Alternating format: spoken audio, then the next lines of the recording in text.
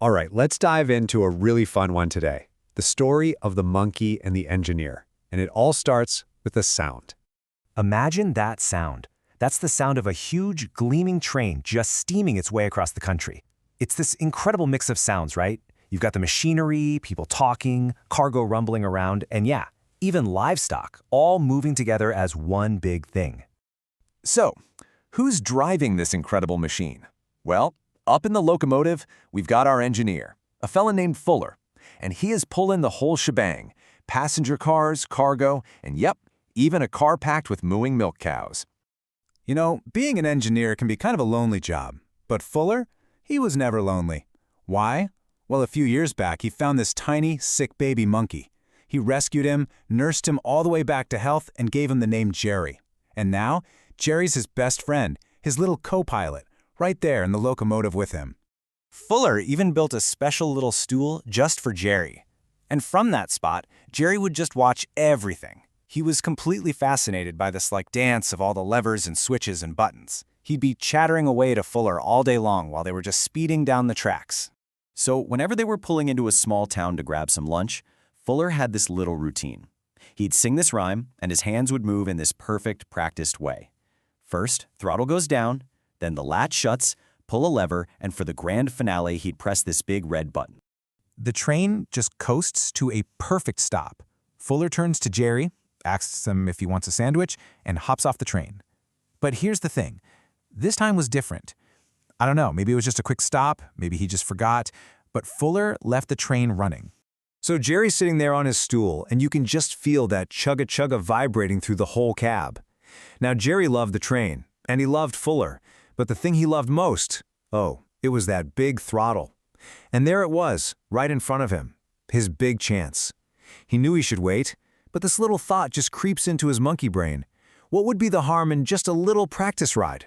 And he couldn't resist it. Jerry just leaps off his stool, his tiny little hand grabs that huge throttle, and he pulls it all the way down. The train just lurches forward, rocking like crazy as it shoots off down the rails. At that exact moment, Fuller walks out of the station shop, holding a sandwich in each hand, and he just sees his train rocketing away. He drops both sandwiches, just starts running, but it's already way too late. He's yelling to this totally stunned crowd on the platform, "Everyone look out!" And people are it's this weird mix of screaming and laughing. I mean, what do you even do?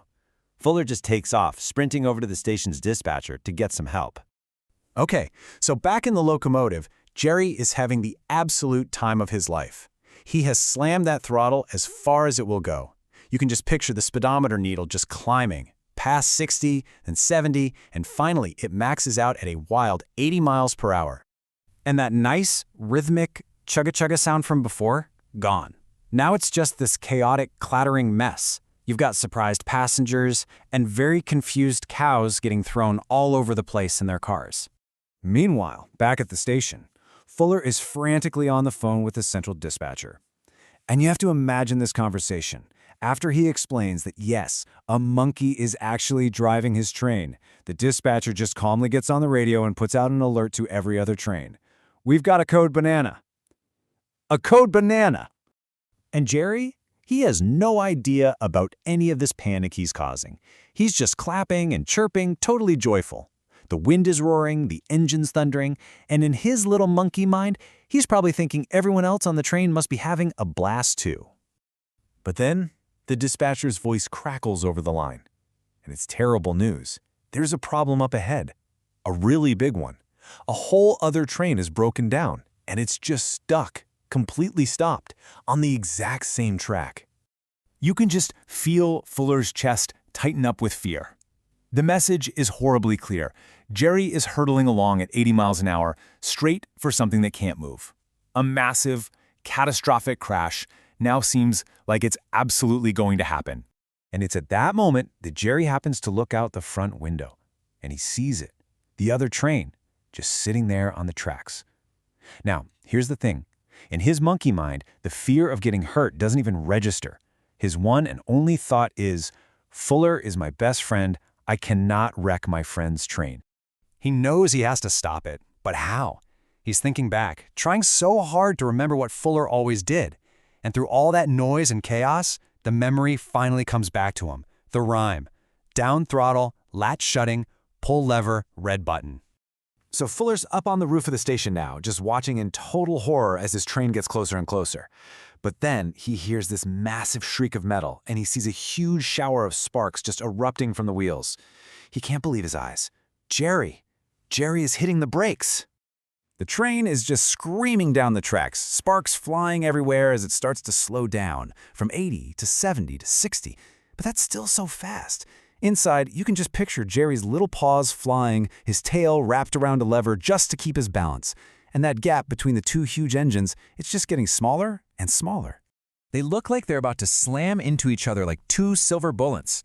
Jerry is holding onto those brakes for dear life as they get closer and closer until finally they just bump together, with nothing more than a tiny, gentle ping.